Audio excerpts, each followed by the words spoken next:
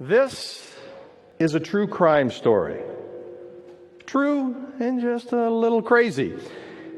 It's been featured in the New York Times, CNBC's American Greed, ABC, NBC, CBS, and now a book that you can get for free signed out on the table. It was an $80 billion gamble. The $80 billion, how a lottery ticket, hot dog, and Bigfoot helped solve the largest lottery fraud in U.S. history. Let's start with the ticket. That's the actual ticket on the screen. The actual ticket that was purchased at a convenience store. A rather large gentleman walked in, picked up a ticket for a hot lotto game. That hot lotto game was valued at $16.5 million, a jackpot. Hey, and why shouldn't he? His name was Eddie Tipton. He was the computer programmer, the security guy at the multi-state lottery. He wrote the code to pick the numbers on the computer. He also was the security information director for the most powerful game in the world, Powerball.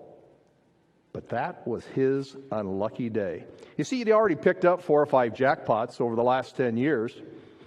He thought it was a simple one. He dressed in a hoodie and walked in to disguise himself a little bit. But he was unlucky for a couple of reasons. Number one, in Iowa, you can't claim a lottery ticket anonymously.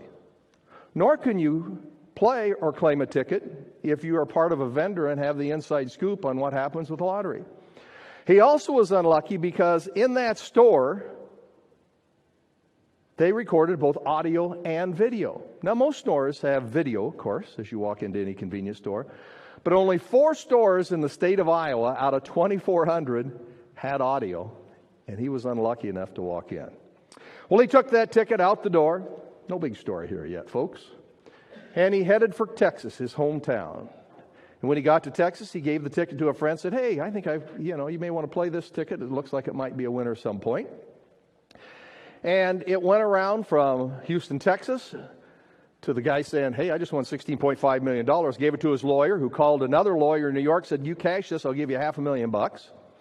And then ultimately made its way to Canada. That took about 10 months. Well, during that time, of course, we're saying, hey, we've got a winner. Check your billfolds, check above your visor, you may have the winner. But no one came in for the first few months. We kept barking, we want to give this money away. Then we had people come and say, hey, I think I won. I think the clerk stole the ticket from me. We even had someone call and say, hey, I think this is organized crime. Well, am I going to get a horse head in my bed? My husband, I think, is an organized crime. He's a truck driver. I haven't seen him for 2 months. So if they come in and claim this ticket, be sure to check the background for organized crime. But about 11 months after the ticket was bought, we get a call from a lawyer in Canada. He said, my name's Philip Johnston. I'm a retired lawyer. I have the ticket. And he gave us the numbers. This was the ticket. He gave us numbers on here, a very secure little ticket here with a lot of things we can check. We knew he had the ticket. So we asked some basic questions. We have to know who bought the ticket. We said, okay, what were you wearing when you walked in the store? He wasn't thinking. He said, I was wearing a tweed suit. I'm 78 years old. But I bought the ticket. I want to send it in. Just send me the money. Ding, ding, ding. No, sir. We saw the video, and it was somebody in a hooded sweatshirt. Well, it's my ticket. We're coming in. We'll be in soon. So we called the DCI and the Attorney General's office. We have a felony fraud here. We're going to arrest these folks when they come in. Well, they didn't show up. He called back and admitted he told a fib. And he sent the ticket back to the lawyer in New York who tried to come in and claim it. We said, no way, Jose, unless you can tell us who bought the ticket. He says, you know what? My client's too wealthy. He doesn't want the publicity. We're not going to tell you. We're just going to withdraw the claim. Who has enough money to withdraw a claim for $16.5 million? Ding, ding, ding. The investigation begins. It took almost a year. We knew the gentleman in New York and the gentleman in Canada, they were associated because the trust that they tried to claim, Hexam Investment Trust, the president of the trust was Philip Johnston in Canada, and the guy that was the trustee was the guy in New York. So we talked to him. DCI went out and finally interviewed him a year later, and they ask a lot of questions, but it boils down to this question, which I love. I'm going to keep all my life. Sir, would you like to be the witness or the defendant? Guess what? Both decided to be the witness. And they both pointed to a gentleman named Robert Rhodes in Houston, Texas. Robert Rhodes and his lawyer were the one that sent it. But we couldn't figure out why Robert Rhodes didn't come forward. He didn't look like the person on the video, because you can get a picture if you just Google him on Facebook. So they tried to go down and talk to him. He always avoided him, never came in. So we really didn't have any answers. And we were running into, it took 4 years from the time the ticket was purchased. There's the statute of limitations. You could actually charge someone. Didn't seem like a big case. It was Iowa. And when we talk about $80 billion, and why do we call this the $80 billion gamble, it's because all of my colleagues are saying, don't you dare get out of the press with this. Just pay it, because some states will pay anonymous winners. Just pay it, because we don't want this in ours, because $80 billion, you're gambling with our money if this thing turns south and players don't trust the lottery anymore. Well, we continue to say we want to do the right thing. So we decided we've got 3 months left in the statute of limitations. Let's release the video and audio. We put it out on the website, had a big press conference, and lo and behold, people started calling, hey, that's Eddie Tipton. Eddie Tipton? He's the guy that programs the computer for the multi-state lottery, and his friend wins. How are they connected? Well, someone within my office, and here's a lesson. Take this home. If anything you learned today, take this one home. Tell your kids, tell your friends, if you do anything illegal, don't use Facebook, don't use LinkedIn, don't use your cell phone. Because the first place the cops go to are social media, and they can find all your contacts. They had it wide open. They didn't have it screwed down to just the friends at all. They had it wide open. They knew all the friends, and they realized that these two guys worked together 6 years before Eddie Tipton came to work for the Multi-State Lottery as the CEO and COO of Systems Evolutions, Inc. in Houston. So ding, ding, ding, we had them together. We went ahead and charged them. We went to the first trial. Let me see if I can, here we go. That's Eddie and his lawyer. And of course, the jury said, hey, look, Eddie programmed the computer. His friend won. Yeah, they're guilty of a felony. But it was still just a small Iowa case, and he was going to be found guilty of the small and no big deal. Yet, a lot of publicity, a lot of international publicity, actually, about this ticket. But then we get to go to the hot dogs. Now, if you remember, Eddie Tipton walked in and bought a lottery ticket and 2 hot dogs. They needed a character witness during the trial to help Eddie so he didn't get sentenced to too many years. So Eddie says, bring up my brother. He's a justice of the peace in Plutonio, Texas. He's a part-time peace officer. And so Tommy Tipton, his brother, gets on the stand, tells the whole truth, nothing but the truth. Tommy looks at the video and he says, that ain't my brother. He don't eat hot dogs. He ain't no hot dog guy. And everybody goes whoosh to look at Eddie Tipton, 400 pounds strong, and thought, that's kind of ironic. Well, the Associated Press thought so too. They took the story, put it on the national wires, and it made it all the way back to Plutonio, Texas. Tommy Tipton, the guy that was on the stand talking about the hot dogs, hometown. And a federal agent saw it and said, wait a minute. That's the guy I investigated 10 years ago. He was in a tree stand hunting, fell out of the tree stand, and we were looking at him for money laundering. We caught him in the hospital under a morphine drip, and he said, oh, no, I won that in a Colorado lottery. He said, I better call the Iowa authorities.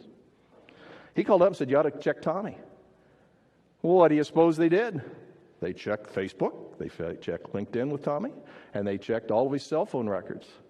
In fact, we could go back on Eddie Tipton almost 4 years and see exactly where he is standing. Think about that. So we pulled together all the lottery winners across America. Now we've got, instead of an Iowa case, we pulled all the lottery winners, $10,000 or more, and ding, ding, ding, within a week we had 4 big jackpots that were completely tied to these, that were in their cell phones or on their social media contacts. So then, the 2 hot dogs now, we have a ticket, we have 2 hot dogs. How does Bigfoot enter in? Well, let's go way back 10 years ago. Tommy Tipton was a Bigfoot hunter. The big hairy guy was elusive, of course. And so Tommy, when Eddie would give him tickets, would recruit his Bigfoot friends to go cash the tickets in. And then they'd get to keep 10%. But the Bigfoot hunter that went to Colorado brought back $100 bills in sequential order. So Tommy thought, I need to redistribute these so it doesn't look too obvious, and went to a fireworks dealer who thought, this looks like money laundering, and contacted the federal agents. So they hadn't been hunting Bigfoot. Tommy hadn't mentioned the 2 hot dogs on the stand, and of course, if Eddie hadn't purchased the ticket in Iowa, we would have never solved the largest lottery fraud in U.S. history. Ultimately, we got them all. And guess what they asked? Now that we had the information, now that we had the smoking guns, and during the presentation, we tell you all of the things that happened and what actually happened and what the code was all about. They said, who wants to be the witness and who wants to be the defendant? Robert Rhodes flipped immediately, told us that everything that we thought was true was. We went to Tommy and Eddie, and we got something called closure. If you ever go through a major crime, whether it's a murder, whether it's any kind of assault, it's often appealed. And with all of my colleagues saying, hey, you may be messing here. You're gambling with the $80 billion that we get in the lottery industry a year.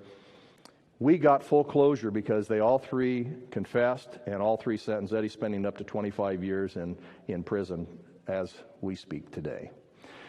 Good leadership happens in good time. That's pretty easy. You've got clients right now who are doing well. I tell the story and talk a lot about what you should watch for within your own organizations, because internal crime is much more prevalent than all of the hacking that we hear about on the outside for external crime in what we have. Great and successful leadership is always judged by what happens in adverse times. It was an $80 billion gamble. Did we win? Absolutely. Lotteries had the best year ever last year because people are saying if they're watching, we can play because the game's going to be fair and honest. So that's the $80 billion gamble. Terry Rich was fabulous. We had him come and talk to our Bankers Trust officers here at Goodwill, and he was not only entertaining, but he had a great message which supports what we're trying to do as an organization and being ethical leadership, not only within our walls, but within the community. Terry's speech was incredible, inspiring, and a great touch to the EO topic. We just had Terry Rich speak at our event. This is the second event I've actually had him at for 2 different clients of mine, and it gets better and better, and I can see the whole crowd engaged and discussion continues on. We're so thankful he came and spoke, and we can't wait to have him again. Just attended the $80 million gamble lottery fraud case with Terry Rich. Really enjoyed it. I really enjoyed the speech tonight. I learned a lot about how financial fraud can happen. Terry Rich was a great speaker, and you'll have a great night. And I enjoyed working with Terry Rich at our North American Gaming Regulators Association conference this year. We're hearing great reviews, and his presentation was very well received, and he was a pleasure to work with.